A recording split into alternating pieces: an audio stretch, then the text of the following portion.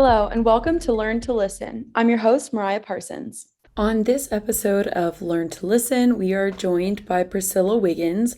She and I talk about her journey playing soccer while simultaneously exploring the process of loss and identity after the passing of her father when she was 21.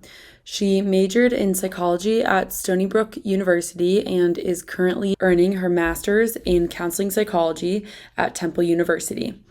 We kick off the conversation around the transition out of sport and what we do and don't miss, along with those changes in our lives. Then we start talking about the relationships athletes have with their bodies and once they stop sport. And I even talk about the need to reframe the way I look at working out and not basing it off of guilt or obligation, but rather working out because I want to. We relate over needing to catch ourselves when we are working out, or there is something around healthy eating or active movement. And when we start to get frustrated when we don't see outcomes that we want or that we expect ourselves to be able to achieve because we used to be able to do this type of work or have this lifestyle in college. Priscilla also talks about the phenomena of countertransference, which I thought was very informative, and she explains the delicate relationship between a counselor and their patient and how she tries to not only focus on struggles during therapy sessions. Priscilla also talks about the way she was aware of therapy from a young age as her family wanted to be open with each other.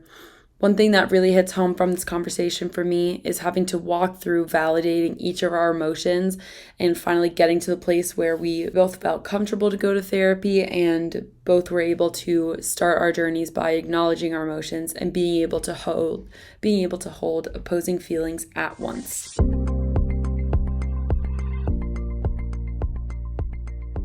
So today on Learn to Listen, we're joined by Priscilla. She is a wonderful person who I've come to meet through this whole process, and she wrote an amazing blog piece for us about her journey with injury and death in her family. So thank you, Priscilla, for being on today. Welcome. Thank you. I'm happy to be here. So I thought it'd be great to, first kind of like give your basic intro of your history, where you're from, what sports you played, everything like that. And then I thought it would be great if we could just like walk through your story and you could tell us about it. For sure. Yeah. And I might leave some things out, but Of course, yeah. Okay. So I grew up in central New Jersey. Some people say that doesn't exist, but it does. Um, and I played sports my entire life, like literally tried everything. The two that stuck particularly are soccer and track. And so I did travel soccer like all throughout. And then I went to high school in Bucks County, Pennsylvania, did soccer and track there, found a lot of success. And then I ended up going to Stony Brook University to play soccer in 2012. So that was my freshman year. I ended up tearing my ACL my junior year there. So I ended up having a fifth year, which was actually a blessing in disguise, I like to say, because I was able to kind of transition into having new coaching staff during my fifth year. And we found a lot of success that year. And it was a really good experience. And my best friends to this day are from the class that were technically seniors my fifth year. So it was a really tough experience, but a lot of good takeaways from it. And then not long after tearing my ACL, my father passed away unexpectedly in 2015. And that kind of rocked my world in a bunch of different ways. So all of that kind of encompassed my student athlete experience in college with injury and loss, and kind of just trying to explore and find my identity through all of those things. And then all of that has continued to affect kind of how I operate today. Still processing a lot of loss and just identity, especially after college sports. That has been something I'm really interested in, learning about both in others and myself. And after graduating college, I took a few years to work, make some money. And so I went back to my high school in Pennsylvania. I worked there for about 4 years. I coached some soccer there, which was awesome. And I worked in the alumni office doing some event planning and reunion planning and fun things like that. And then I was like, I guess I should say I majored in psychology at Stony Brook University. So I never really knew exactly what I wanted to do with that. But I knew that I was really interested in human behavior and why we are the way we are and how we interact as human beings. So I kind of followed that route. And then when I was a few years ago, I was thinking about kind of the direction of my life. I was really happy to get some work experience after college. But I felt like I wanted to get closer to my interests in psychology and human behavior and working with others and mentoring others. And so I started to look at grad programs, and I ended up applying to a bunch all over the country. But I was really interested in Temple University's counseling psychology master's program. And so I am now in my second year of that. I'll graduate in May. And then after I graduate, I'll work towards my LPC, which is my licensed professional counselor in the state of Pennsylvania. So it's been an interesting journey. I think that kind of encompasses the main pieces of it. But yeah.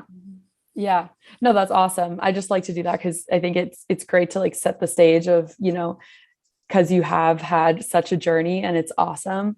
And I think it's very relatable. Myself, we were speaking before of just like going out of undergrad, the transitioning out of sport into something that's been, part of your life for every day. For you, I believe it's like 15 years with soccer. And for me with rowing, it was 8 years, but of course, sports before that.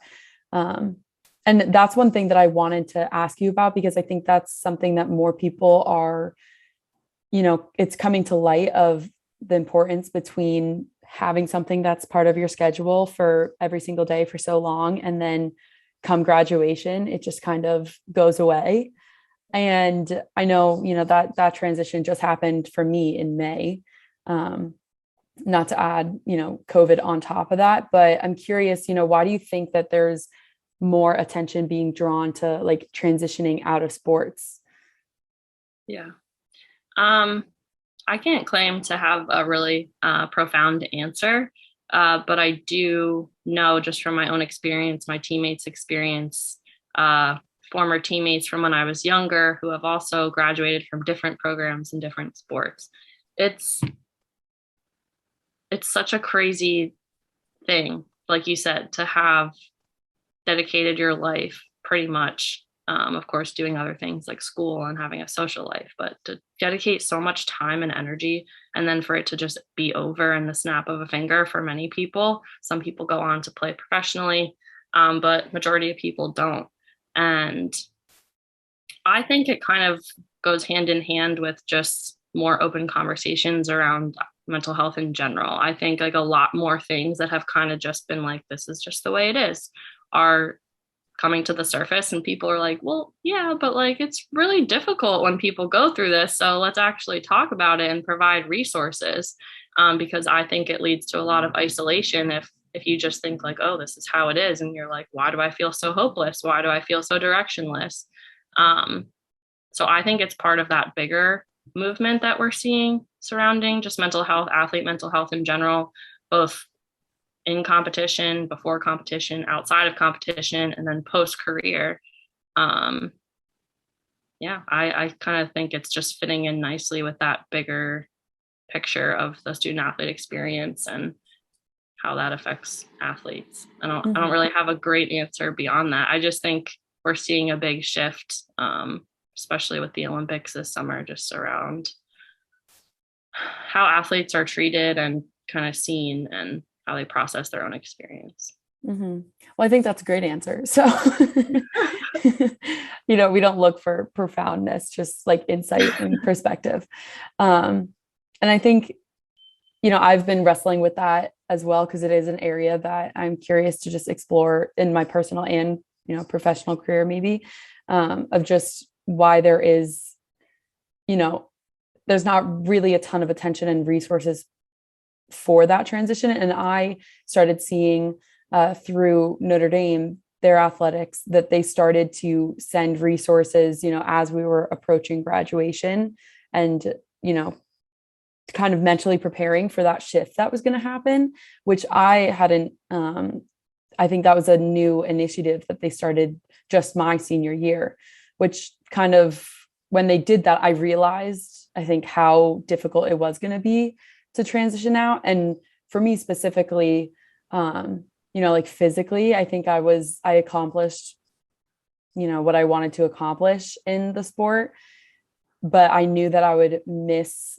my teammates. So it wasn't, the grueling practices, of course, that I was going to miss. I knew it was that community and that sense of community. And it hit me pretty hard with graduation as well, just like any, change. And this was your home for 4 years, and, everyone's moving to a different place or different stages in your life. So it just becomes harder to find that community that you've had for 4 years. And I'm curious to, your experience, because in your blog post, you had said, I think that what you said was you'd be lying if you like didn't miss soccer, that you still wanted to play professionally, which for me, it was a little bit different because I knew that I was, my relationship with rowing, I was good. I did not want to continue to do that just because my body itself, I was, tired of the exhaustion through it. So I think that's a unique relationship that you have with soccer, where you still, love the sport and would continue to play if you could choose to do so. Yeah, I mean, you bring up interesting points, because I think a piece of that feeling that I have towards the sport, a big piece of that is truly about what you said of the community and just kind of what that time in my life represented. Didn't come without ups and downs for sure, but yeah, just the relationships, and I know you can probably attest to this too, the relationships you form with your teammates and other athletes in college is just unlike any other setting. And I think socially after college, that can kind of lead to feeling some gaps and holes in just like how you are as a social being, because it's not really like in your 20s and 30s where you get an opportunity to share a locker room and shower with your friends, because that just creates kind of like these unspoken bonds. You literally shed tears and blood and everything together, and then it's kind of just like, oh, like have fun in your job now and figure out how to make friends in a different way. So a piece of my like sentiment of that is what it represents in the community and the relationships, absolutely, and also just the life lessons I feel like I learned from the sport, being a team player and pushing through adversity and resiliency, all that. And thinking back, I did not want to play when I graduated either. My body was done. It had been a tough 5 years, 5 seasons in college. I didn't feel like I got the right recovery a lot of the time. So I was done at that time. And I honestly took about a year off from any like serious exercise. I gained a lot of weight, which I think is actually very normal. I've heard from a lot of other former student athletes that their body changed immensely pretty soon after graduating. But at the time, I felt a lot of shame around that, just because I was used to constantly being in shape. But now I do play. Like I just had a full 90-minute game yesterday. My body hurts. I'm feeling kind of old. I like hurt my ankle and my back. I was like, I don't know how much longer I can do this. No, but I have since come to start playing again, both in co-ed fun leagues. And actually one of my teammates, or not my teammates, one of my classmates in my program at Temple, we played soccer against each other in college, and we've become pretty good friends. And she's local to the Philly suburbs. And I've actually been playing on a team with her. It's like her home club team, and they have a whole women's league. And so that's been really fun to kind of get back into it and like get some of that camaraderie and closeness again, being able to kind of go to school with someone and play on a team with them. So it looks different, but I still do play and I find joy in it. But I will say a lot of it, I think, is what you mentioned of kind of what that represented for me socially and interpersonally and the relationships. Yeah, that's a great point. I hadn't thought about, like the difference that time can make too. Because like you said, a year out, I think we all feel it. We're like, oh, you don't have to worry about those morning practices and all the rigor that comes with, sports just in general. And so as you were saying that, I kind of reflected and I was like, yeah, I do think maybe down the road, I wouldn't get sentimental about, not having like regularly scheduled games or competitions, stuff like that, and start to miss, as time goes on, start to miss that aspect. So maybe the possibilities down the road. Yeah.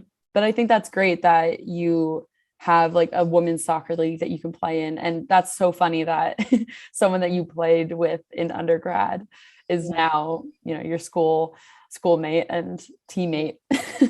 Yeah, it's honestly been super nice because she went to the University of Hartford, which is in my conference, and we were like kind of rivals. And she's 4 years younger than me, so we only played against each other in my fifth year. But it was just so funny to realize that, and I realized it on a Zoom class last fall because like when you turn your camera off, that some people have a photo up, and it was her roster picture, and so I saw like Hartford, and I was like, I messaged her, I was like, girl.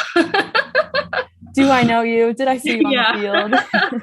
And we were just like instantly friends from that. So it has been really nice to kind of have that type of connection again. Mm-hmm. Yeah. And I can imagine too, it's just relatable to have someone that is right there and had a similar experience in undergrad and now post grad, you're kind of going through the same thing. But just, more schooling. And then on top of that, also soccer outside. And you'd said a little bit earlier about the like changes that happen with your body after athletics, which I hadn't really thought about just being a couple months out. Which I'm curious, asking my teammates who are older than myself if they've found that. Because I do think there is a very interesting relationship between just like your body image when you are an athlete versus when you're not training to that extent. And kind of like the guilt that can go along with that. Because now even I find myself, I'm like, oh, if I'm not getting a workout in every day, I'm like not doing, everything that I need to be doing. And then along with that, also like gaining weight when you come out of college, because you're just not training the same. Or at least, I'm not training the same that I did in undergrad. Maybe some people do. But I'm curious, have you found with yourself just like that? I think about it as like reframing my relationship with working out, where I'm like, oh, I need to not have it be like guilt-based or something like that, where, I just go in and if I don't feel great, I just stop working out, but for me, I'm like, I need to like mentally in my mind, I'm like, if I'm not working out for at least an hour every day, then I'm not, hitting my goals or whatever. But it's a weird like reframe that has to happen. Yeah. And that word that you use, reframe, is really important. And honestly, it's something I'm still trying to find the balance of. Like I graduated 5 years ago and I work out now for sure. And honestly, I definitely felt this way earlier, but I'm more aware of it now since when I work out, it's completely my choice. Whereas like when you're on a team, like, yes, it's my choice to pursue college soccer. However, like the agency is kind of taken out of a lot of it. But yeah, like I am working out now because it feels good. It helps my brain, those endorphins, feels good. I feel proud of myself kind of sticking with something and pushing through it. But it is hard. I was actually talking about this with my supervisor at my internship site about how I'm very outcome oriented, I think, because of my experiences as an athlete. And that kind of takes away the importance of sitting in the process of kind of everything that you're doing. And I feel like that kind of applies to this situation as well, of it's not just about like working out to be in shape for soccer. It's like I do have to constantly reframe that for myself of like, I'm doing this because it feels good and I like being in shape, especially since I am still playing sometimes. But yeah, it's a challenge. I still always have to reframe that for myself, because there is a lot of guilt. I feel like I just got accustomed to kind of judging myself on my in shapeness.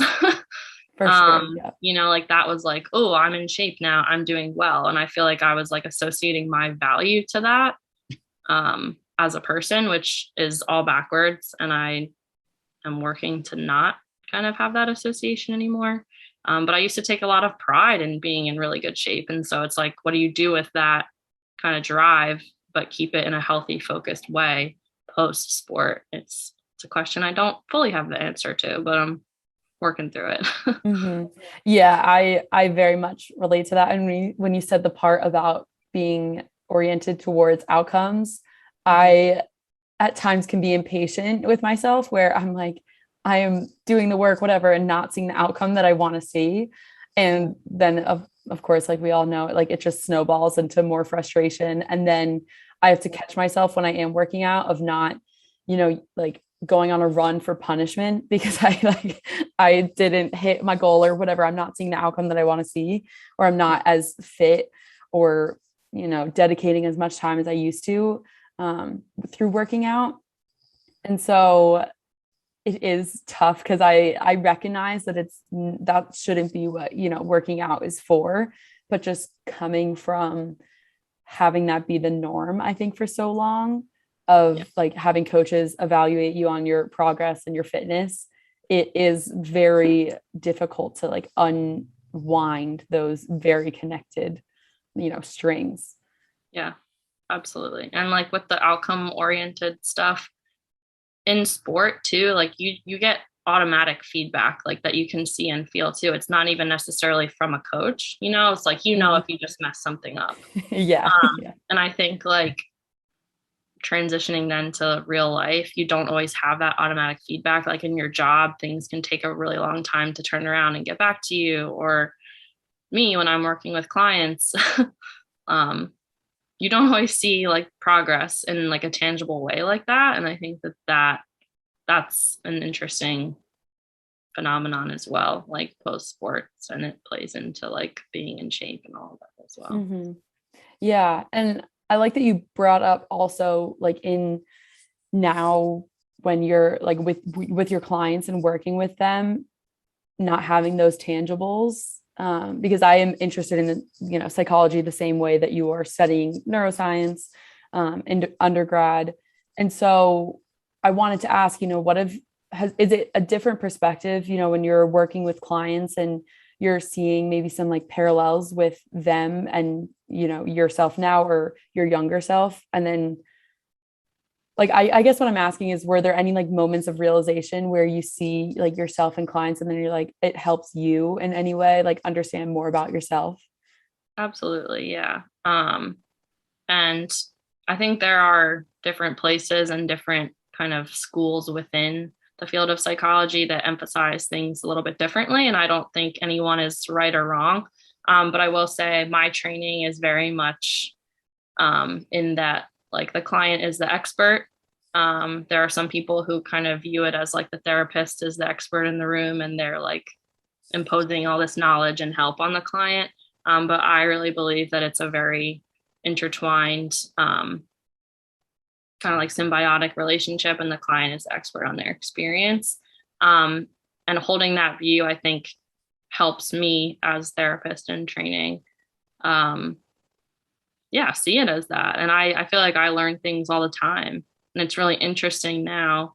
And I'm allowed to say things as long as I'm not like giving away identifying information. But I have a client right now who lost a parent when they were 13 years old.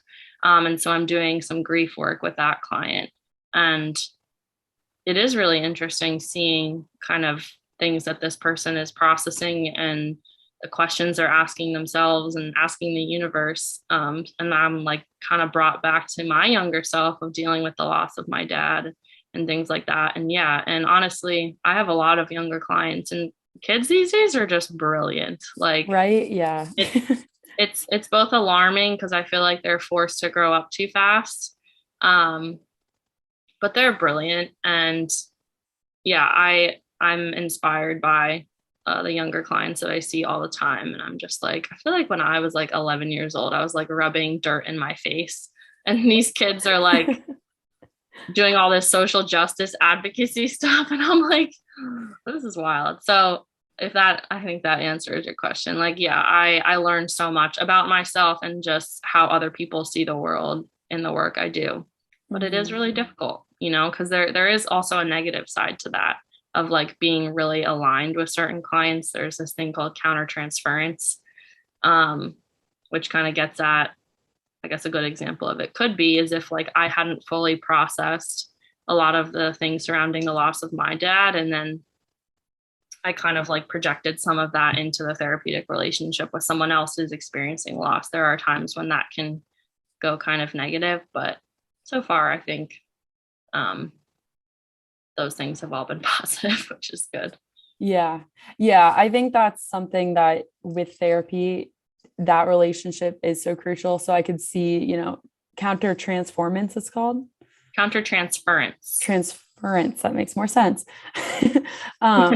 Of, like having that relationship. And I like the description that you used with having it be symbiotic.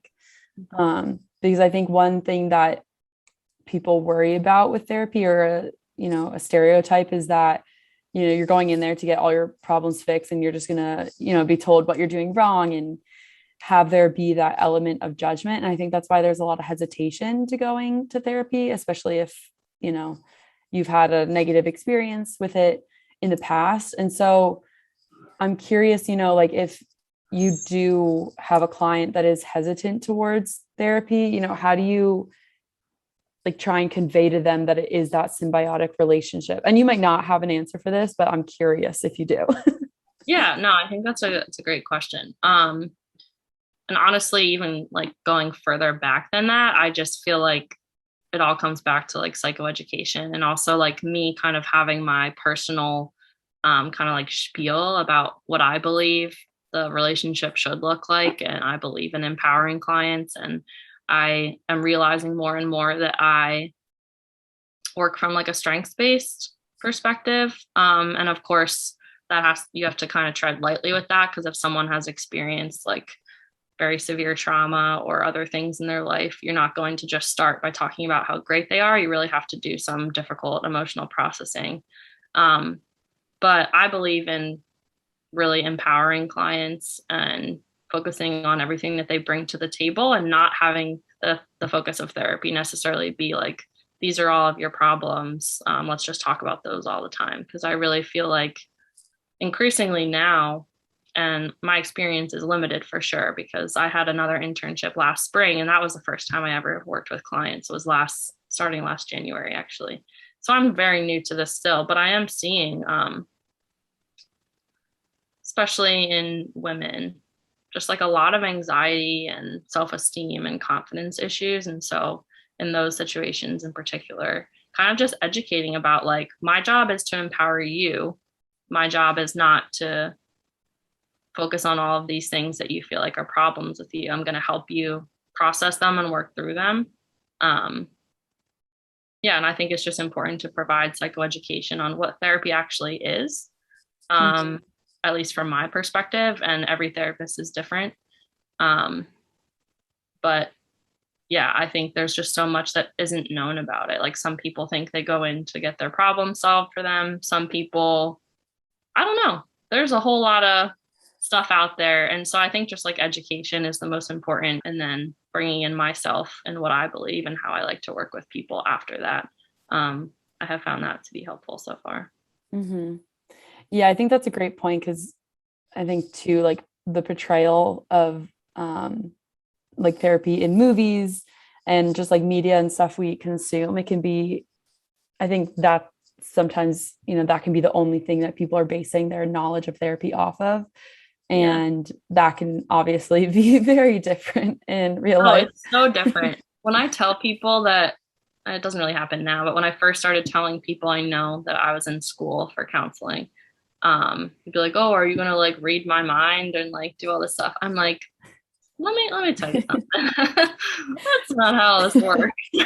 Let's take a second. Let's go over it. Yeah. Yeah, that is very, very true. And I think too, of course, it, depends on someone's background, and like if they have known anyone who has ever gone to therapy and actually spoken to them about the process, because it can be very different, varying person to person. So kind of getting that foundation and then having that educational piece, I think is a great way to, like maybe knock down a couple of those barriers and just convey that you're there to help them in whatever way that they need that help with, but that it is going to be that symbiotic relationship. Yeah. And I'm curious too, I wanted to ask, when you had first started going to therapy, were there any of those hurdles, or, was it difficult to start opening up? Short answer is no. And I know that that is not a common experience for everyone. And I've kind of had to like check myself on that when working with clients, particularly who are younger, who have never been in therapy, and like figuring out the right ways to kind of talk about everything and what I believe in and make them feel at ease. I feel pretty fortunate to have grown up in a family where like mental health conversations were had. I think it kind of stemmed from negative experiences that both of my parents had, with dealing with mental health within their own families. And they kind of wanted to change. Particularly my mom, I think, was really about open and honest conversation with me and my two brothers. And I don't think I was like very educated in like all things mental health. However, I remember seeing a therapist for the first time when I was like pretty young. When my parents got divorced, we might have gone to some family counseling. I honestly don't remember. But it was kind of like a thing that I knew was like a thing that people did when I was younger. And it wasn't like this, ooh, like big scary, like, oh, you're going to therapy. It was kind of just like, yeah, going to therapy.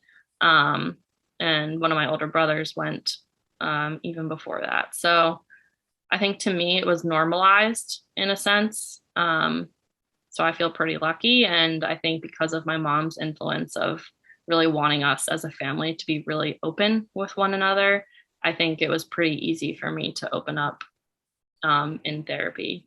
And so I try and both use my experience as a benefit, but also recognize the need to talk to clients in a way where they probably are not feeling as comfortable as I did opening up. And that's why I truly do believe in the importance of having my work with clients be just like very comfortable. Like I try and bring myself into the room as much as possible and like crack jokes and talk about pop culture stuff that we have in common. Like I will self-disclose information if I feel it's appropriate and additive and can kind of make them laugh and feel more at ease. So yeah, there's two sides to that that I try and be aware of. Yeah. Well, I applaud you for being aware of that, because I definitely think that isn't a common experience. Yeah. And, in my mind, I think that's great that your family had the approach of making that normalized, of just speaking about mental health and, not, I guess, keeping that to like an adult topic, or, like just having it be a part of your life from a young age. Because I do think one of the hurdles is, of course, that like vulnerability and opening up. And I know for myself, that was definitely something that I had to, I guess, work through when I was a sophomore in college, especially when I had gotten injured. I broke my rib during rowing, and there was a lot of, home stuff and personal stuff that was just all kind of kicking up at the same time. And so to really open up and to speak about it, I think it was more difficult for me because I knew I had a good support system who would, provide me that space. But it was almost the biggest struggle for me was I was worried that it would change people's perception of me, of, not having everything together. And I think that's why it's such a difficult thing to share with people, and to be like, oh, I'm actually really struggling with this injury and things going on.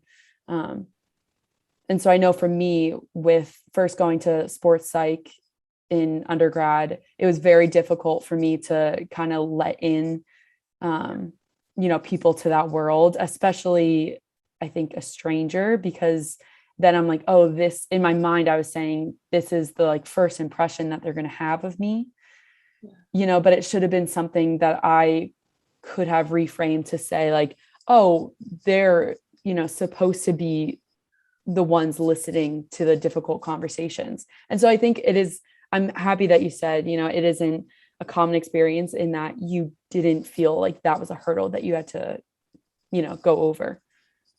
Yeah. And I mean, I also think like there's an interesting layer of what you shared about like seeing someone who were they like a part of the athletic department? Yes, yeah. Yeah. Mhm. And I feel like that adds an interesting element as well, which is something I've thought about because I've thought like down the road it might be cool to work within a college athletic department doing mental health stuff with athletes.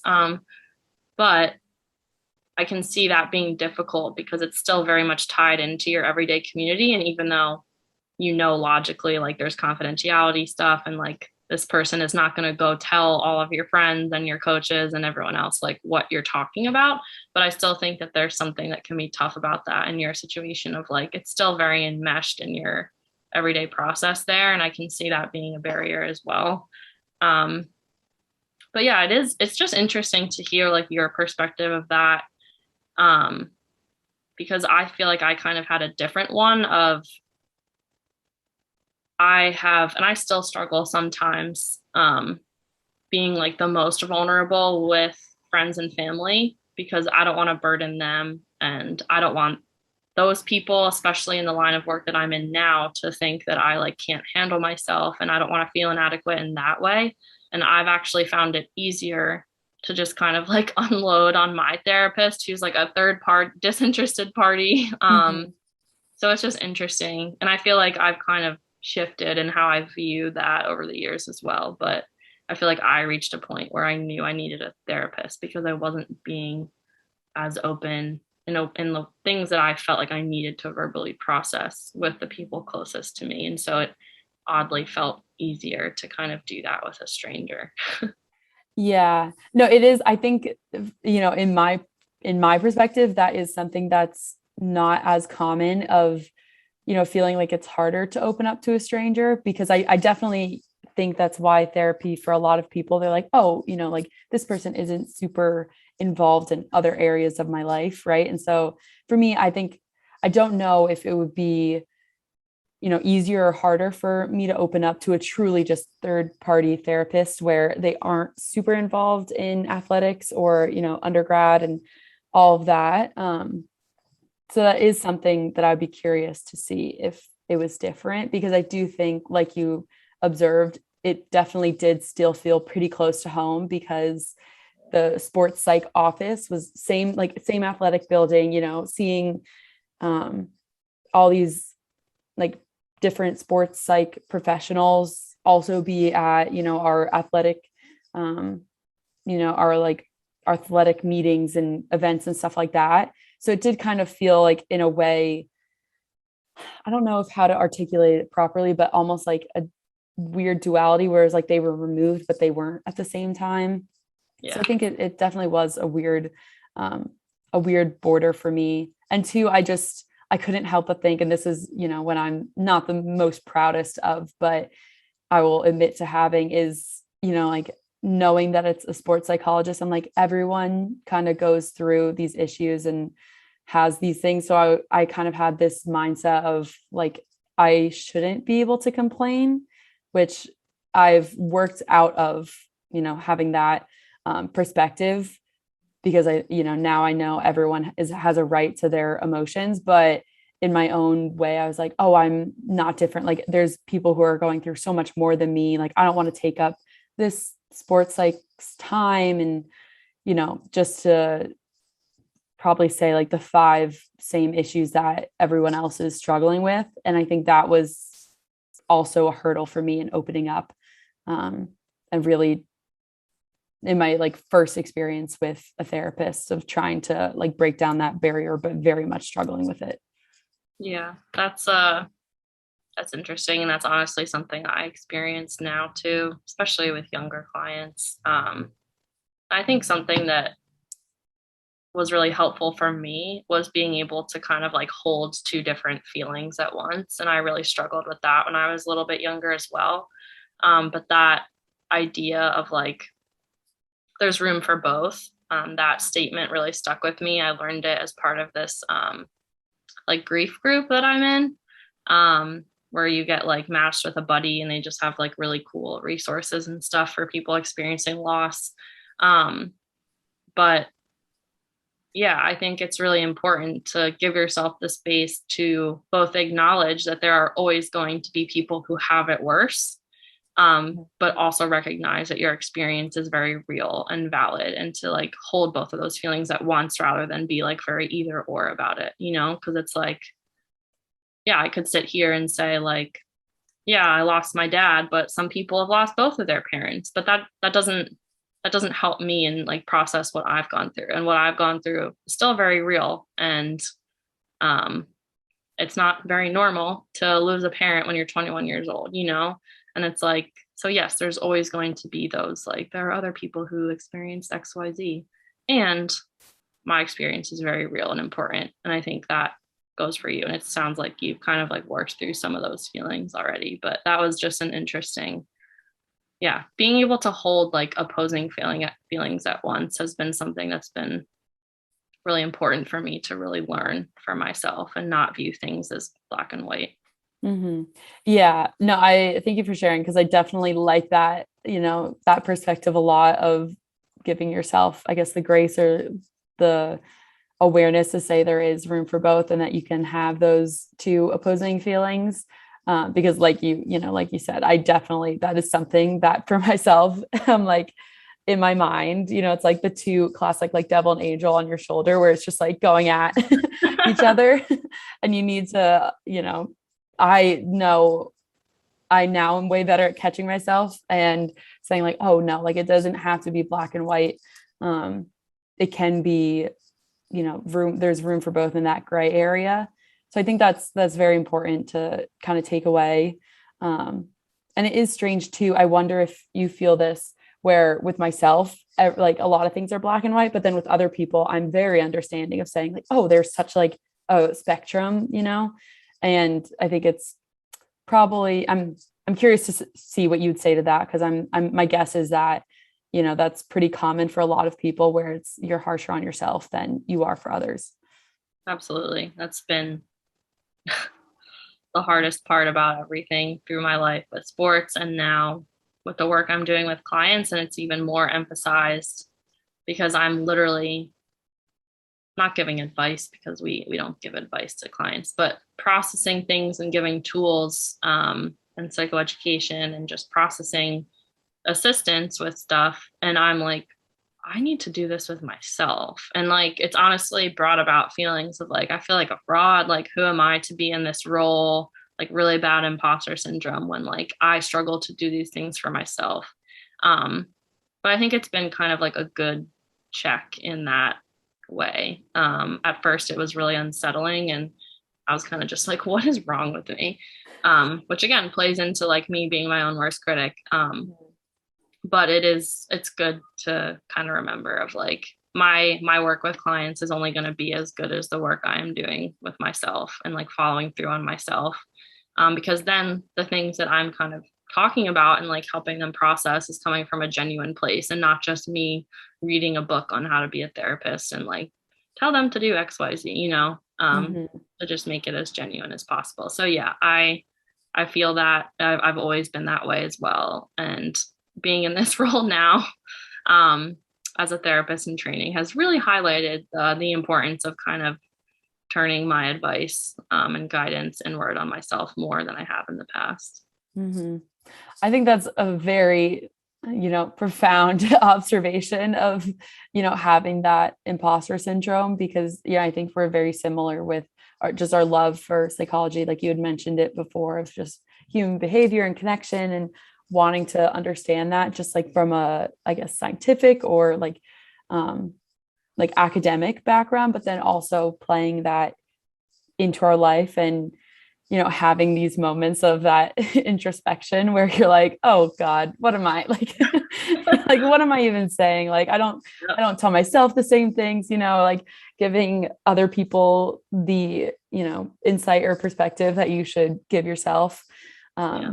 So I think that's it's funny, because I think it's so relatable. But something that is, a constantly growing process, and something that you always have to work towards and check yourself on, and make sure that you're, the way you frame it in your mind is the most beneficial way. Yeah. And like you said, it's like, it's an ongoing process, because before it would have been like soccer focused of like at that time in my life of kind of working through it that way. Now it's like in my current setting. So I think it is kind of like a lifelong of making those adjustments to not make things harder for yourself than they already are at times. So Yeah. It's interesting, like the different buckets that we start to like pour our like different emotions into. Because for me, it definitely used to be like rowing, and I would use a lot of my energy to like give, I guess, like be a listener and try and make other people's lives, like shinier, or however I could help them along. But now, as I'm getting older, I'm definitely starting to reshift that, where I'm like, the energy that I'm not putting into rowing and academics, I can start to put back into, myself and what I'm doing. And I think that's a part of maturity, of course, is realizing the importance of doing that. yeah, I also think it's kind of just a function of sports too, is especially team sports. Not that it's like you neglecting yourself, but I do think like part of the magic of like being on a team is like being a part of something bigger than yourself. And so it kind of just becomes a habit of like, that's how you're kind of channeling your energy. And that doesn't mean you're neglecting yourself, but then transitioning out of sport, you kind of realize like, oh, I don't really know how to focus this more inward. And then I know for me, I've had moments of like, am I selfish for like focusing all this energy on me? Like, I don't want to be a selfish person, but it's the evolution of all of those feelings and like where to channel energy is really different, or it's really interesting. Mm-hmm. Yeah. And I think that's a great point, as we've kind of discussed all of this, of just like to end on and kind of allow yourself, I like to keep telling myself, like, allow yourself that grace to focus on yourself. Cause I think a lot of people, a lot of the times think it is selfish, like, oh, I'm not, giving back or doing this for other people. But one of my favorite, I guess, images or like life metaphors is if you're constantly pouring, your own bucket out and no one is replenishing it, whether that's like yourself or others, then you're going to run out of, steam and run out of energy eventually.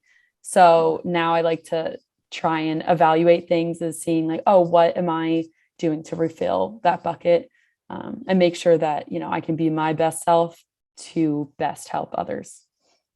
Absolutely. Yeah. That's important no matter what you're doing. It's really hard to remember sometimes, and it's really important to remember. Yeah, exactly. And with that, I'd like to thank you, because this has been an amazing conversation. And it's always just fascinating to me to hear, other people's perspectives and stories, and really just like kind of get these conversations, because I think they are sometimes so rare, just, like blocking out some time and just getting to know people better.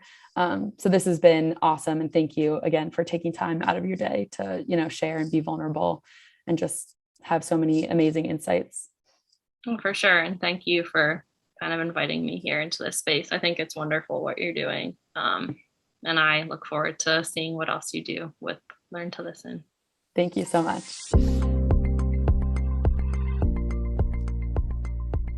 Thank you all for listening and dedicating some of your time to listening to these conversations and being an external part of that conversation. I hope you take away with each episode maybe some new perspectives and some ways to reflect about how what we talk about pertains to your life and your own interests and goals.